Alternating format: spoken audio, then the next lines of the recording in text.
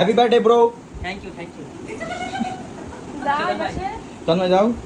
এই যে bro wish করার জন্য শ্বশুর বাড়ি যায়নি এখনো, 12টা পর্যন্ত আমার সাথে মরে বসা ছিল। না মরে রূপা কই? এই যে বার্থডে বয়ের ওয়াইফ কই।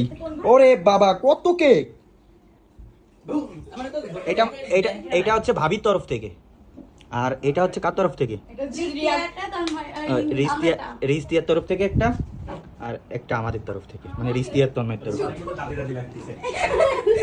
1 2 3 হ্যাপি বার্থডে টু ইউ।